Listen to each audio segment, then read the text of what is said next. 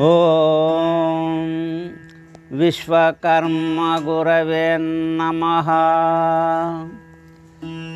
శ్రీరామ రామ రామేతి రమే రామే మనోరమే సహస్రనామ తత్తుల్యం రామనామవరాననే. ప్రేక్షకులందరికీ నమస్కారం. రామాయణంలోని బాలకాండము 4వ భాగం. ఆ దశరథుడు అంతఃపురంకు వెళ్ళి కౌశల్య, సుమిత్ర, కైకేయికి నేను యజ్ఞదీక్ష వహించిన సంతానం కోసమని మీరు కూడా యజ్ఞదీక్ష వహించుండని ఇట్లాంటిగా తన భార్యలకు ముగ్గురికి తెలియజేసిండు దశరథుడు. ధరణీషు దశరథ మహారాజుకు అంతరంగిక మంత్రియు సారథియు ఏకాంగి సుమంత్రుడు. సుతు ప్రాప్తికై వశిష్ఠాది ఋషులు మీకు తెల్పిన అశ్వమేధయాగము వినియుంటిని మహారాజయని. దశరథుని యొక్క మంత్రి, అంతరంగిక మంత్రి సుమంత్రుడు, అతడే సారథి, అతడే మంత్రి. ఆ దశరథునితో విన్నవిస్తున్నాడు, మహారాజా, వశిష్ఠ వామదేవాది ఋషులు వాళ్ళు తెలిపినటువంటి అశ్వమేధ యాగం గురించి నేను ఇంతకుముందు విని ఉన్నా, దాని గురించి మీకు తెలుపుతా. వాళ్ళు తెలిపిన విధం ఏమిటిది అదంతా కూడా నేను తెలుపుతానే అంటున్నాడు.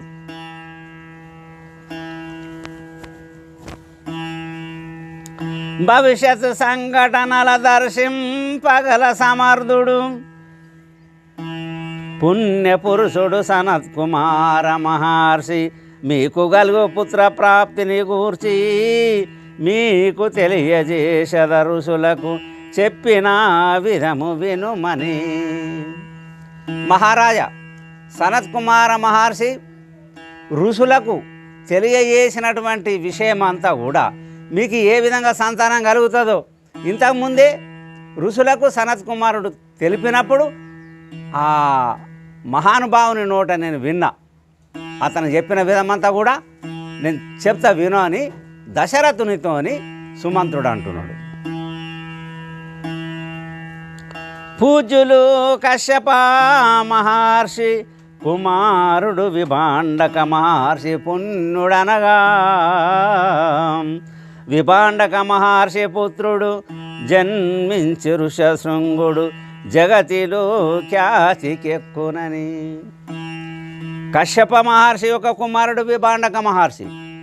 విభాండక మహర్షికి ఋషశృంగ మహర్షి పుట్టి అతడు లోక ప్రసిద్ధి గాంస్తాడని ఇట్లాంటిగా ఇంతకుముందు ఋషులకు చెప్పినప్పుడు నేను ఈ విషయాలని కూడా విన్నా. దాని తర్వాత కూడా నీకు తెలుపుతా మహారాజా అని దశరథునితోని ఆ దశరథుని యొక్క మంత్రి సుమంత్రుడు తెలియజేస్తున్నాడు.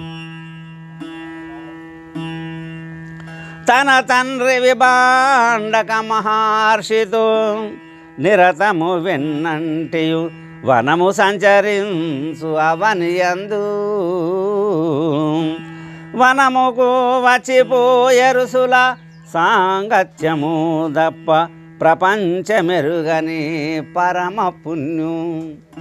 ఆ విభాండక మహర్షి యొక్క కుమారుడు ఋషశృంగుడు తన తండ్రి వద్దనే ఉంటాడు, వనము లోపలనే ఉంటాడు. ఎప్పుడు కూడా ఎవరు వచ్చినా అడవి లోపలికి ఆ ఆశ్రమానికి ఎవరైతే వస్తారో వాళ్ళందరికీ కూడా ఇట్లాంటిగా మర్యాదలు చేస్తూ ఎంతో పుణ్యం సంపాదించినటువంటి వ్యక్తి ఎవరు? ఋషశృంగుడు. మరి అతనికి ప్రపంచం విషయాలన్నది ఏమాత్రం కూడా తెలియదు. పుణ్యకార్యముల చేయు ఋషశృంగుడు అగ్ని కార్యముల చేయు తండ్రిని గురువుల సేవించుచుండు మునివర్యుని సమకాలీనుడు మహాబలశాలి రోమపాదుడు అంగరాజ్యముకు రాజమని అందు. ఋషశృంగుడు యజ్ఞయాగాదులు చేయడం, అక్కడనే ఉండి తండ్రికి సపర్యలు చేయడం, తండ్రి మాట వినడం, ఇట్లాంటిగా పుణ్యకార్యాలు ఎన్నో చేస్తున్నాడు. మరి అచ్చిపోయే గురువులను కూడా ఇతడు సేవిస్తున్నాడు. మరి ఈ ఋషశృంగుని కాలమంది రోమపాదుడు అనేటువంటి రాజు అంగరాజ్యాన్ని ఇట్లాంటిగా పరిపాలన చేస్తున్నాడు. ధర్మము తప్పిదరనీషు చాలా కాలము రాజ్యమంతటను సమస్త ప్రాణులకు భయము గొల్ప దుర్భిక్షమేర్పడి దుఃఖించు దురవనియందు. ఈ రోమపాదుడు ధర్మము తప్పి నీతి తప్పి రాజపరిపాలన చేయడం వలన కరువు కాటకాలు వచ్చినాయి. వర్షాలు పడక ప్రజలు చాలా ఇబ్బంది పడుతున్నారు, చాలా దుఃఖిస్తున్నారు పంటలు పండలేక. రాజ్యమున క్షామము తాండవించ చూసి మహారాజు దుఃఖితుడై నచట పిలిచి వేదశాస్త్ర పండితుల సంకట స్థితులు గల్గే ఏమి చేయవల ఈశ్వరాజ్ఞ. నా రాజ్యములో దరిద్ర దేవత తాండవిస్తున్నది, ఎటు చూసినా కానీ ప్రజలు దుఃఖపడుతున్నారు, పంటలు పండడం లేదు అని ఇట్లా బాధపడి మరి ఇటువంటి పరిస్థితులు ఎందుకు వచ్చినాయని పండితులను ఇట్లాంటిగా వేద పండితులను పిలిపించుకొని వాళ్ళతోటి ఈ విషయాలను కూడా చెప్పిండని ఇక్కడ సుమంత్రుడు దశరథునితోటి తెలియజేస్తున్నాడు. బహుకరువు కాటకములచే పీడింపబడుచున్నారు జనులు నా రాజ్యమందు నే చేసిన పాపములు దొలుగా ధన్యులెవరున్నారో తెల్పుడి పుణ్యులు పృథ్వీయందు. ప్రజలందరూ కూడా కరువు కాటకాల చేత చాలా బాధపడుతున్నారు, దుఃఖపడుతున్నారు. మరి నేను ఏ పాపం చేసినో ఈ ప్రజలకు ఇన్ని కష్టాలు కలిగినాయి? వర్షాలు లేవు, కరువు వచ్చింది, పంటలు పండడం లేదు, తినటానికి కూడా ప్రజలు చాలా ఇబ్బంది పడుతున్నారు.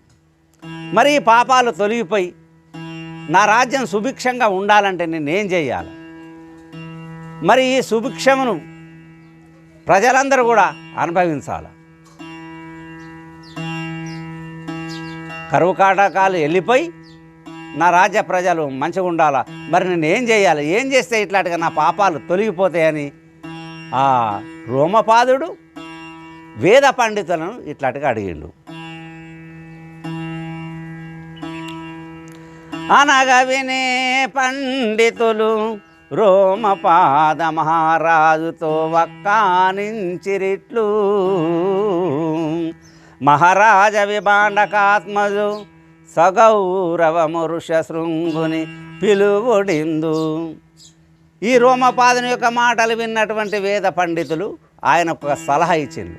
మహారాజా విభాండక మహర్షి కుమారుడు ఋషశృంగుడు, మరి ఆ ఋషశృంగుడు ఇక్కడికి వచ్చినట్లయితే అతన్ని ఇక్కడికి పిలిపించుంది అని ఇట్లాంటిగా ఈ పండితులు రోమపాదుని తెలియజేసిండు. ఋషశృంగుని పిలిచి బాగుగా సుగుణాల రాశి శాంతమీ తనయనిచ్చి వివాహము చేయుమనా ఋషశృంగుడు బ్రహ్మచర్య వ్రతనిష్టలో నుండెట్లు వచ్చుననగా. మహారాజా ఆ ఋషశృంగుని దోలుకొచ్చి ఆ ఋషశృంగునికి నీ యొక్క కుమార్తె శాంతనిచ్చి పెళ్లి చేయు అని ఇట్లాంటిగా ఆ పండితులు రోమపాదునికి తెలియజేస్తే ఆ రోమపాదుడు అన్నాడు కదా, మహాత్ములారా మీరు చెప్పిన మాట వాస్తవమే కావచ్చు, కానీ అతనైతే ఆ ఋషశృంగుడు బ్రహ్మచర్య వ్రతనిష్ట లోపల ఉన్నాడు, మరి అతడు ఇక్కడికి వస్తాడా? రాడు కదా, అతడు రావటానికి ఏం చేయాలా అని ఇట్లాంటిగా ఆ పండితులను వేద పండితులను రోమపాదుడు అడిగిండు. ఋషశృంగుడెట్లు నరుదెంచునని తన మంత్రుల బిరుచుక వారిని సత్కరించి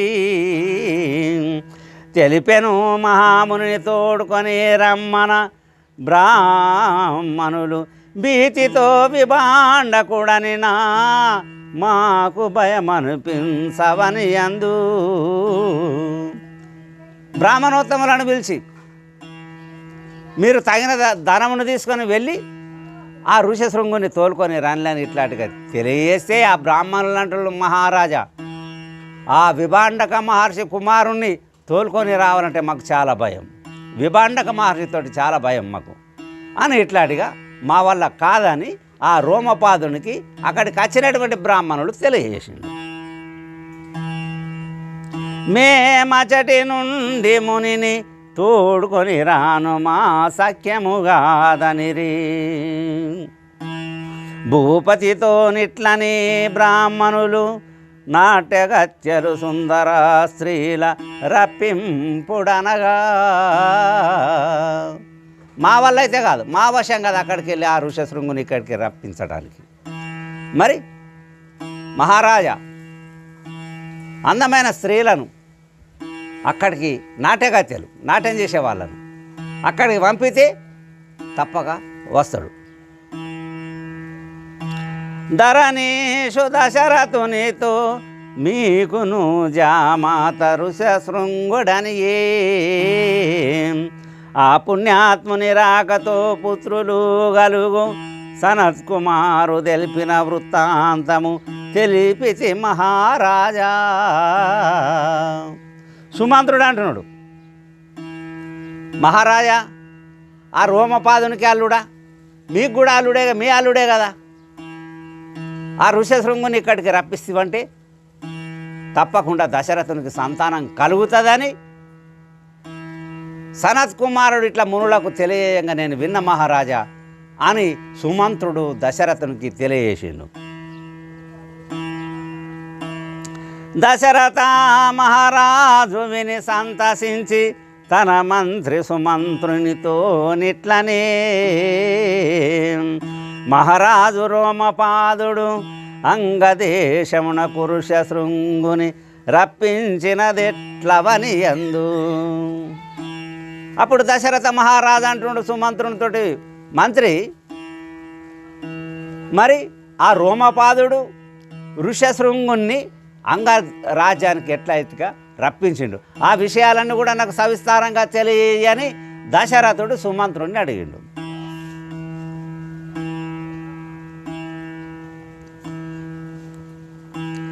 ధరణీషు దశరథునితో రోమపాదుని మంత్రులు ఋషశృంగుని రప్పించినారెట్ల వినుమని మంత్రి సుమంత్రుడు వినయమున విన్నవించే.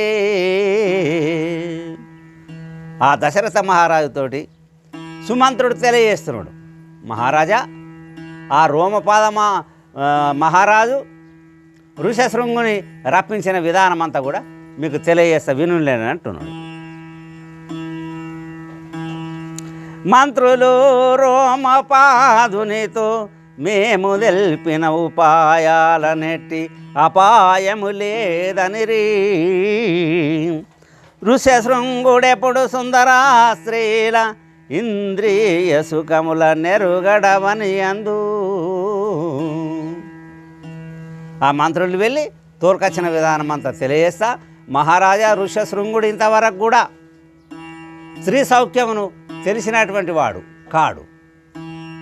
ఇంతవరకు ఎలాంటి సాంగత్యం అన్నది ఆ ఋషశృంగునికి లేదు, తెలియదు. మహాముని ఋషశృంగుని రప్పించ మహారాజు సుందర స్త్రీల నంపిన వారు బ్రహ్మచారి ఋషశృంగుని బహువిధముల నటన చాతుర్యమున రతి చిన్నెల చూపి మురిపించు రప్పించురవని అందు. ఆ బ్రాహ్మణోత్తములు మహారాజుకు తెలియజేసిండు, మహారాజా ఋషశృంగుడు రావాలనంటే నాట్యగత్తెలను అక్కడికి పంపితే మరి ఈ నాట్యగత్తెలు నాట్యం చేస్తూ రతి చిన్నెలను చూపి మోయించేటట్టు చేసి ఆ ఋషశృంగుని తప్పక తోలుకొనొస్తారని ఇట్లాంటిగా తెలియజేసిండు. ఆమోదించను రోమపాదుడు పురోహితులు పలికిన పలుకుల పురమునందు వారాంగనల నంపిరతి మోదమున అచటి నుండి తల్లివారు అడవి చేరి అవని అందు. అప్పుడు సుందర స్త్రీలను నాట్యగత్తెలను ఈ రోమపాదుడు పిలిపించి ఋషశృంగుని ఇట్లాంటిగా తోలుకొని రండి అని పంపితే ఆడవాళ్ళు ఈ నాట్యగత్తెలు ఆ ఋషశృంగుడు ఉన్న ప్రదేశానికి వెళ్ళిళ్ళు. మునిపుత్రుడు ఋషశృంగుడు ఆశ్రమవాసి జితేంద్రియుడు బాగుగాను పితృసేవల చేయుచుండు పుణ్యుని కనవచ్చిరి ఆశ్రమము వారాంగనంతలోన. ఇక ఈ ఋషశృంగుడు తండ్రి ఆజ్ఞ పరిపాలన చేసేటటువంటి వాడు, యజ్ఞయాగాదులు చేసేటటువంటి వాడు, మరి జితేంద్రుడు ఇంద్రియములను జయించినటువంటి వాడు. అతని కోసమని ఈ నాట్యగత్తెలు ఋషశృంగుని ఆశ్రమానికి వచ్చిండ్రు. అప్పుడు ఆ సమయంలో జన్మించి మునివరుడిది వరకు మగువల మనుజుల చూడనెరుగని మునివరుడు తలవని తలంపుగా చూడ చిత్ర విచిత్ర వేషముల సుందరి మనుల చూసెనచట. పుట్టినప్పటి నుండి కూడా ఈ ఆశ్రమం లోపలనే ఉన్నాడు. యజ్ఞాలు చేయడం, పూజలు చేయడం, వచ్చిన వారికి సేవలు చేయడం, తండ్రి మాట వినడం. మరి ఇట్లాంటిగా ఆయన ఆ యజ్ఞం చేస్తున్న సమయం లోపల అనుకోకుండా ఈ ఆడవాళ్ళను చూసిండు. చిత్ర విచిత్ర వేషముల సుందరి మనుల చూసెనచటం మధుర స్వరముల గానము చేయుచు మహర్షి పుత్రుని మధురముగా పలికిరిట్లు. ఎవరి పుత్రుడవు ఏకాంగివై నిర్జనవనమున నుండుటవని అందు. ఇతను చూసేసరికి ఋషశృంగుడు చూసేసరికి అందమైన ఆడవాళ్ళు కనిపించారు. వాళ్ళు చక్కగా పాడుతూ నాట్యం చేస్తూ ఆ ఋషశృంగుని సమీపించి, మహాత్మా మీరెవరు, మీరెవరి కుమారులు, మరి వనము లోపల ఒంటరిగా ఉండటానికి కారణమేమని ఆ వచ్చినటువంటి ఆడవాళ్ళు ఋషశృంగుని ఈ విధంగా అడిగింది.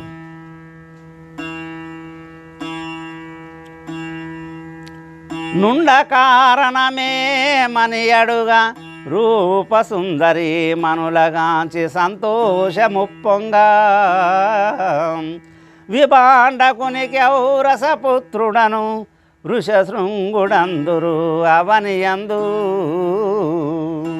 వీళ్ళు ఎప్పుడైతే నువ్వు ఈడ ఉండటానికి కారణమేమని అడిగిళ్ళు, అప్పుడు తన వృత్తాంతమంతా కూడా తెలియజేసిండు. నేను విభాండక మహర్షి యొక్క కుమారుణ్ణి, నా పేరు ఋషశృంగుడు అని ఇట్లాంటిగా పిలుస్తారని ఆ ఋషశృంగుడు ఈ నాట్యగత్తెలకు తెలియజేసిండు.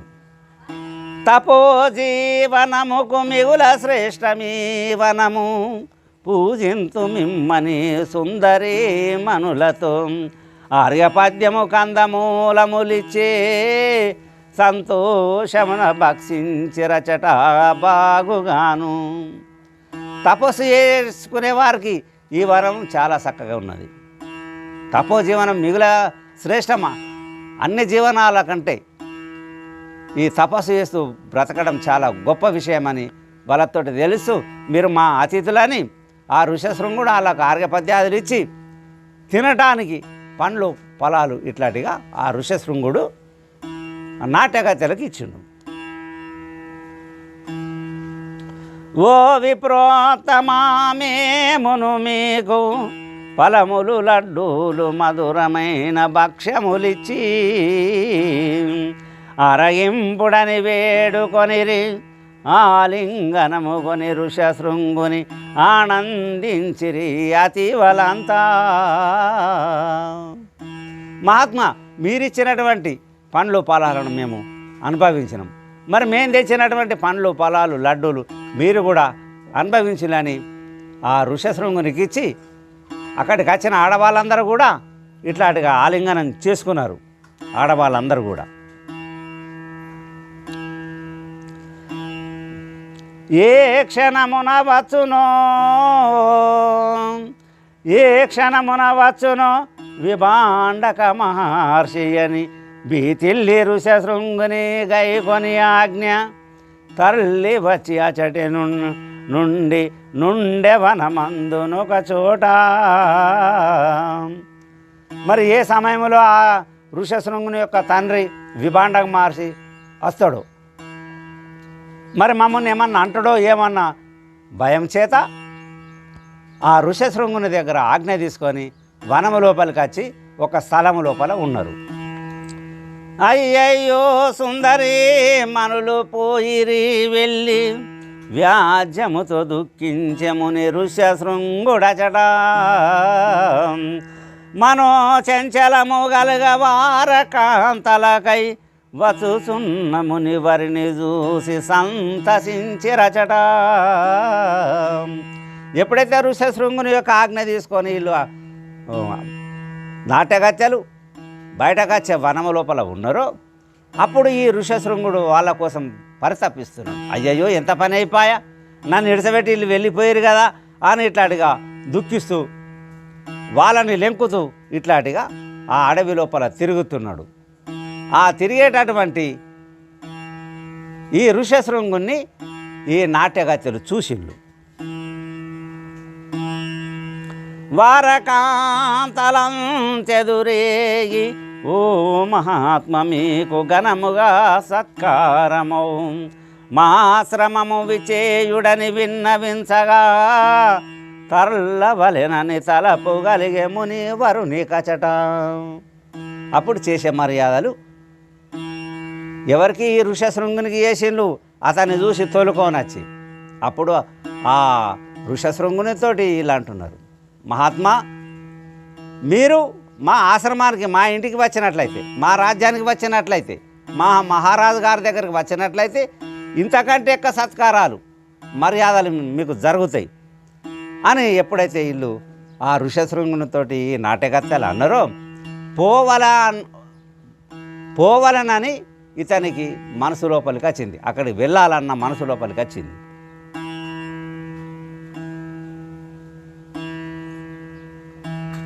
అంతలో వారాంగనలంతా మౌనిని వెంట నిడుకొని అచటి నుండి దర్లిరి అంగదేశమున పరమ పురుషు పాద స్పర్శసి వర్షించెను బహు వర్షము కుంభిని మీద.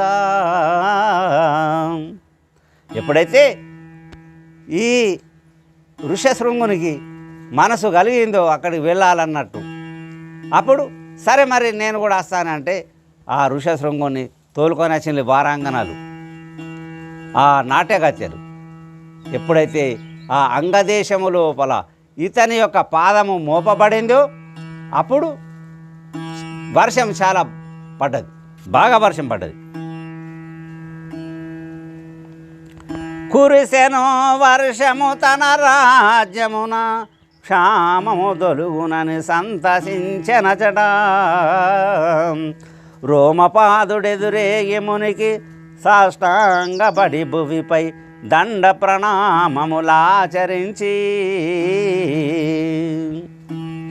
అప్పుడు రోమపాదుడు ఇదంతా కూడా చూసి ఆహా నా రాజ్యం లోపల చాలా వర్షం పడ్డది, ఇప్పుడు చెరువులు కుంటలు ఇవన్నీ కూడా నిండి పంటలు బాగా పండి ప్రజల యొక్క కష్టాలని తీరిపోతాయని చాలా సంతోషపడి ఆ రోమపాదుడు ఋషశృంగుని ఎదుర్కోవడానికి బయలుదేరిండు.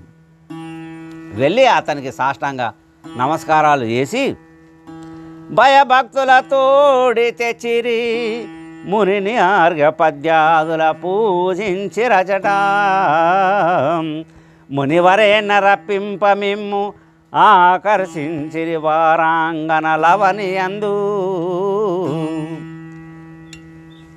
ఈ రోమపాదుడు వెళ్ళి సాష్టాంగపడి ఆ ఋషశృంగునికి తోలుకొనొచ్చి ఆ మహర్షితోటి అంటున్నాడు, ఆర్ఘ పద్యాదులు ఇచ్చిన తర్వాత మహాత్మా మిమ్ముని రప్పించడానికి నేను ఇట్లా నాటగత్తనని పంపిన అని అంటున్నాడు.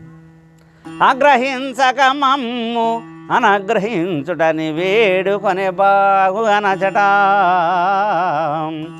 మునితో గూడంతఃపురములోకి వచ్చి కూతురు శాంతను ఋషశృంగునకిచ్చి అప్పుడు ఆ మహర్షిని అంతఃపురం లోపలికి తీసుకెళ్ళి ఈ రోమపాదుడు తన కూతురు అయినటువంటి శాంతనిచ్చి ఇట్లాంటిగా వైభవంగా పెళ్లి చేసిండు. సుమూర్తమున పెళ్లి చేసిరి పెద్దలు బుధులంతగనగా సతిపతులిద్దరు శశీంద్రుల వలె సర్వసుఖ సంతోషముల నివసింపసాగిరచట. ఎప్పుడైతే అందరి సమక్షం లోపల వీళ్ళకి పెళ్లి జరిగిందో వీళ్ళిద్దరిని ఒకటిగా చేసిండ్రు. ఈ ఋషశృంగుడు శాంత భార్యాభర్తలు చాలా అన్యోన్యంగా ఆ రోమపాదునింటికాడ చాలా సంతోషంగా ఉన్నారు. 10వసారిగా సమాప్త. ఈ తర్వాయి భాగాన్ని మనం మరో వీడియోలో తెలుసుకుందాం. ప్రేక్షకులందరికీ నమస్కారం.